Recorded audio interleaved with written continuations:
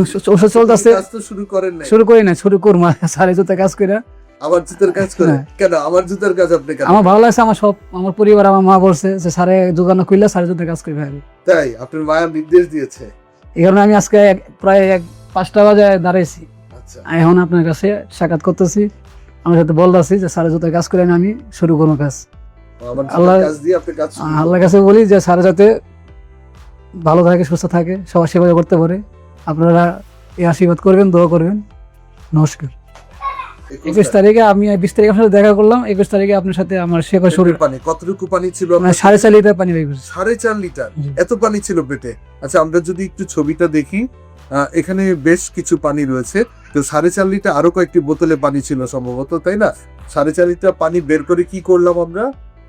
না, আসার পরে আমি কি করলাম? আপনার কাছে আসার পর আমার পেটেতে পানি বের করলেন, এটা পরীক্ষা করলেন। পেটের পানি বের করছি? হ্যাঁ, এরপর পরীক্ষা। আসার কয়দিন পরে বের করলাম? আসার একদিন পরে, 21 তারিখ। যেটি প্রায় 75% ক্ষেত্রে লিভার সিরোসিসের জন্য হয়ে থাকে। মানুষ খুসখুসে কাশি হয়, কাশির সাথে রক্ত আসে, এই অবস্থাকে আমরা যক্ষা হিসেবে জেনে থাকি।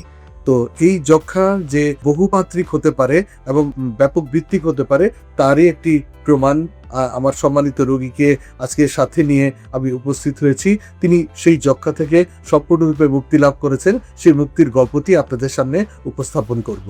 তো যক্ষা শুধু যে ফুসফুসে হয় তা কিন্তু নয়। আমরা যারা বিশেষজ্ঞ চিকিৎসক রয়েছি, আমরা জানি যক্ষা শরীরের বিভিন্ন জায়গায় হতে পারে।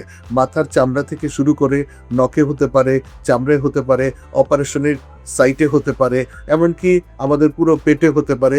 পেটের ভিতরে যে পেরিটোনিয়াম সেখানে হতে পারে, পেটের ভিতরে যে অঙ্গগুলো রয়েছে সেখানে হতে পারে, এমনকি পেটের যে ইন্টেস্টাইন অর্থাৎ আমাদের যে পরিপাকতন্ত্রের অংশবিশেষ রয়েছে সেখানেও কিন্তু যক্ষা হতে পারে। তো তেমনি এক যক্ষা অ্যাবডোমিনাল টিবি নিয়ে এই ভদ্রলোক আমার কাছে এসেছিলেন বিগত মে মাসের 20 তারিখে। তিনি পেশায় একজন মুচির কাজ করেন, অর্থাৎ জুতার কাজ করেন। তিনি আমার চেম্বারের পাশেই কাজ করেন। তো কারো কাছ থেকে শুনে এসেছেন যে আমি এই ধরনের চিকিৎসা করি, সেই আশায় আমার কাছে বিগত মে মাসের 20 তারিখে এসেছিলেন।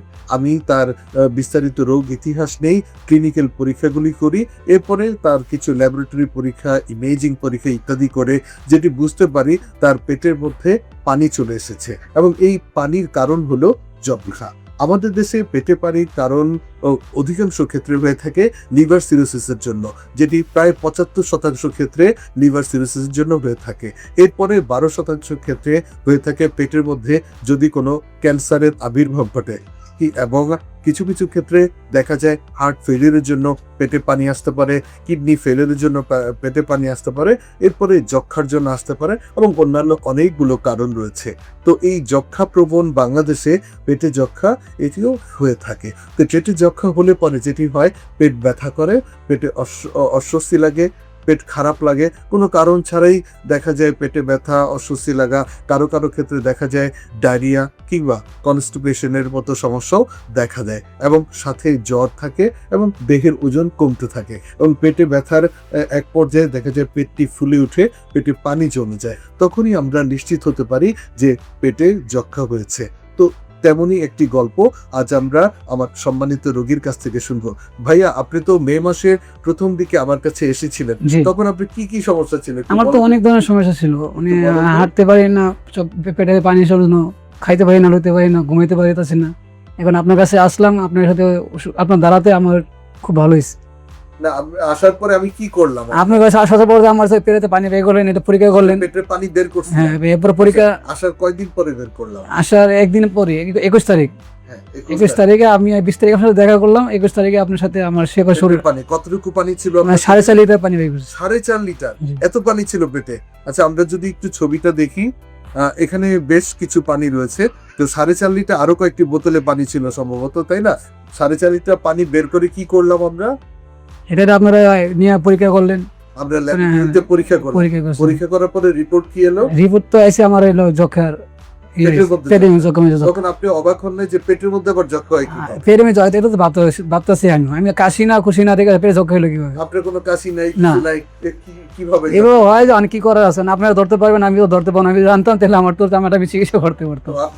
আপনার দাঁড়াতে যে আমি এতটুকু দাঁড়াইছি, কিন্তু আমি ভাবছি না যে আমি যে ভাবছি না যে দাঁড়াইতে পারবো, কোনো মারা যাবো।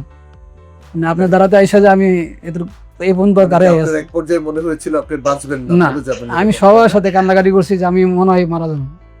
ও আচ্ছা। মানে খাওয়া দাওয়া তো আমি আমি এক দানা ভাতের দানা পর্যন্ত আমি আপনি পড়ছেন আমার খাওয়ার জন্য, নাহলে আমার ভর্তি করে দিন।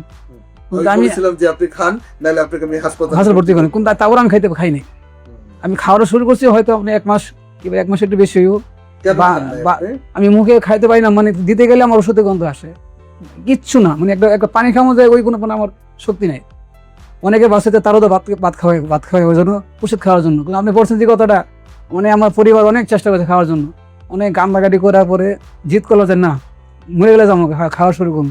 এবারে খাওয়া শুরু করছি আর মানে ক্লিয়ার আছে। এখন পেটে পানি আছে, একটু পেটটা দেখি। না, আমি বলতে পারি না পেটে পানি আসছে দেখি কিনা। আপনার পেটটা একটু এতে ওই ভাত খেয়েছি মানে 5টা বাজে, ভাত 5টা খেয়েছে? ভাত খেয়েছি। ও আচ্ছা, এখন কি খেতে পারেন? হ্যাঁ, এখন খাওয়া দাওয়া প্রচন্ড খাওয়া দাওয়া। প্রচন্ড খাওয়া দাওয়া। এখন তো মনে হয় খাওয়া ঘরে খাওয়ান থাকে না, মানে খাইতে মন চায়, খাইতে পারি না। আপনি কি কাজ করেন এমনিতে? আমি তো জুতা কাজ করি কাকরাইলে, জুতার কাজ হ্যাঁ করেন? 5:30 জুতা কাজ করি। কত আমার বছর ধরে এই কাজ আজকে করেন? আজকে এখানে কাকরাইল কাজ করি 27-28 বছর হবে। 27-28 বছর। আমি যখন এখানে আসছি তখন আমি মনে হয় 2000 সাল এতটুকু বুঝি না, তখন 2000 সাল এলো, 2001 এলো, এরকম করতে করতে 2026, 27, 28 বছর হয়ে যাবো এই এলাকায়। অনেক দিন ধরে। অনেক দিন। এখন কি আপনি অসুস্থতার পরে কাজ শুরু করছেন? হ্যাঁ, আজকে থেকে আমার এই স্যারের ওষুধ খাওয়ার পর আজকে থেকে কাজ শুরু করলাম। এখন ওষুধ খাইতেছি আমি, ওষুধ চলতেছে। কাজ তো শুরু করেন নাই। শুরু করি না, শুরু করবো স্যারের জুতা কাজ করে। আমার জুতার কাজ করে? হ্যাঁ। কেন আমার জুতার কাজ আপনি কেন? আমার ভালো লাগছে, আমার পরিবার, আমার মা বলছে যে স্যারে দোকান খুললে স্যারের জুতা কাজ করবে। তাই আপনার মায়ের নির্দেশ দিয়েছে? এই কারণে আমি আজকে প্রায় 5টা বাজে দাঁড়াইছি, আচ্ছা। এখন আপনার কাছে সাক্ষাৎ করতেছি। আমার সাথে বলতেছি যে স্যারের জুতা কাজ করে আমি শুরু করবো কাজ। আমার আল্লাহ- জুতার কাজ দিয়ে আপনি কাজ শুরু আল্লাহর কাছে বলি যে স্যার যাতে ভালো থাকে, সুস্থ থাকে, সবার সেবা করতে পারে। আপনারা এই আশীর্বাদ করবেন, দোয়া করবেন। নমস্কার। সুপ্রিয় ভাই বোনেরা, আপনারা শুনলেন তিনি এতদিন অসুস্থ ছিলেন, এখন তিনি কাজে জয়েন করবেন। তার মা এবং তার স্ত্রী, বিশেষ করে তার মায়ের নির্দেশ, তিনি আজকে থেকে জুতার কাজ আবার শুরু করবেন, কিন্তু বলেছেন যে তার যে চিকিৎসক অর্থাৎ আমার জুতার কাজ দিয়েই সেই কাজ শুরু করবে, এবং এর জন্য তিনি ঘন্টাখানেক ধরে আমার চেম্বারে বাইরে অপেক্ষা করছেন, আমার সাথে একটু দেখা করবে, আমার জুতার কাজ করবেন। কিন্তু আমার জুতার কাজ কিন্তু আমি নিজেই করি, আমি প্রতিদিন আমার জুতা পরিষ্কার করি, আমার জুতা খুব সুন্দর আছে, ভালো আছে, চকচকে আছে, কিন্তু তারপরেও সে চাচ্ছে যে আমার জুতাটা দিয়ে কাজ করে সে তার জীবিকা আবার শুরু করবে।